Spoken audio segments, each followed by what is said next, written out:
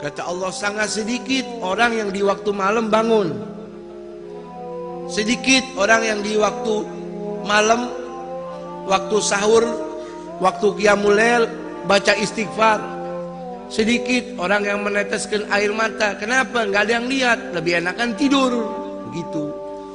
Ketika seorang mengalihkan tidur menuju kuburan, menuju amal-amal perbekalan kuburan, dia dapetin sorga. Kenapa dia dapetin sorga? Karena dia waktu hidup di dunia yang singkat ini, dia perjuangkan dirinya untuk Allah. Orang tahajud, saudara, digaji nggak? Ada yang bayar? Nggak ada yang gaji, nggak ada yang bayar. Yang gaji, yang bayar Allah. Walladzina jahadu fina lanahdiyannahum subulana. Barang siapa yang berjuang untukku, kata Allah, untuk mencari ridhonya aku, kata Allah, saya akan tunjukkan jalan untuk sampai kepada aku.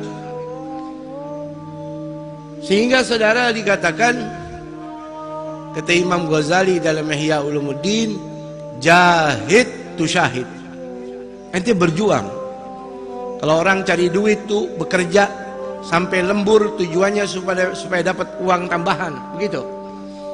Sekarang ente berjuang untuk Allah.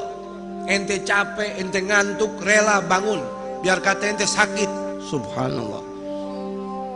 Man talabal ula sahiral layali. Kata Habib Ali Al-Habsyi, Sahibul Maulid, siapa orang mencari kedudukan di sisi Allah, dia wajib bangun malam, dia wajib tahajud. Ya ayyuhal muzammil qum fa'anzil. Wahai kekasih Allah Muhammad Rasulullah, bangun. Orang yang pakai selimut bangun. Hukum tahajud bagi Nabi wajib. Qil, kata ulama, mansukh itu ayat, hukumnya bagi Nabi sunnah. Tapi sepakat ulama mengatakan hukum tahajud bagi Nabi wajib. Wa minal laili fatahajjat bihi nafilatan laka asa an yab'atsaka rabbuka maqaman mahmuda. Ente tahajud ikhlas sama Allah, hidup ente berkah, nama ente terangkat, mau tidak mau. Kenapa? Itu janji daripada Allah. Jangan lagi di hari kiamat, di dunia saja Allah angkat derajat orang yang ahli tahajud. Tahajud itu, saudara, sholat setelah tidur. Jadi kalau anda mengatakan tahajud belum tidur, itu bukan tahajud, karena nggak jadi beban, nggak jadi berat. Yang berat tidur dulu, lagi enak tidur, bangun. Dia tidur jam 1, jam 3 bangun, berat nggak? Berat nggak? Luar biasa. Itu namanya tahajud. Kalau orang soleh ketinggalan tahajud, dia nangis, dia sedih. Kata Imam Junaid Baghdadi, wali min awliyaillah. Mudah-mudahan kita dapat barokahnya, amin. Beliau ini meninggal dunia, orang kuburin jenazah beliau, tetangga samping rumahnya nggak tahu. Kebetulan lagi ambil kayu bakar di hutan. Sore baru kembali dengar berita dari istrinya, tetangga kita nih Imam Junaid meninggal dunia tadi pagi, ente nggak sempat nguburin. Oh iya. Nyesel dia. Saking nyeselnya tidur malam ke bawah mimpi. Mimpi ketemu sama almarhum. Dia tanya, wahai almarhum Imam Junaid, enak betul keadaan anda? Ini pasti karena dakwah anda? Bukan. Ini karena ilmu anda? Bukan. Ini pasti karena sedekah anda, karena anda orang istimewa? Bukan. Saya diselamatkan sama Allah, dapat rahmat Allah, dapat fadl min Allah, dikarenakan rukai'atun ugimuhunna fi jawfil lail. Gara-gara cuman beberapa rakaat saja yang saya kerjakan di tengah malam, saya kerjakan itu, karena itu saya kerjakan ikhlas, karena itu Allah tempatkan saya di tempat yang nyaman di dalam kubur ini. Ini kuburan, saudara, bisa jadi istana, bisa jadi jurang neraka. Al-qabru awwalu manzilin min manazil akhirah. Fa in naja fama ba'dahu aisar minhu. Kalau orang kuburannya udah jadi istana, berarti alam demi alam setelah itu kelasnya semua VIP. Tapi kalau sudah kuburannya jurang nerakanya Allah, kuburannya seperti got, kuburannya seperti sepiteng, berarti keadaan selebihnya lebih dahsyat lagi. Nauzubillahimin. Tuh. Makanya ketika orang mendapatkan amal soleh jadi lampu pelita dalam kuburnya, ini nyelamatin dia. Contohnya Imam Junaid Baghdadi. Apa dikatakan oleh Al-Habib Abdullah bin Alawi Al-Haddad? Gaumun, ada golongan saudara di muka bumi ini, dia punya sifat ini beda. Idza arqadzulama suturahu, kalau waktu malam sudah turun kegelapannya, orang tutupi malam dengan tirai-tirai tidurnya.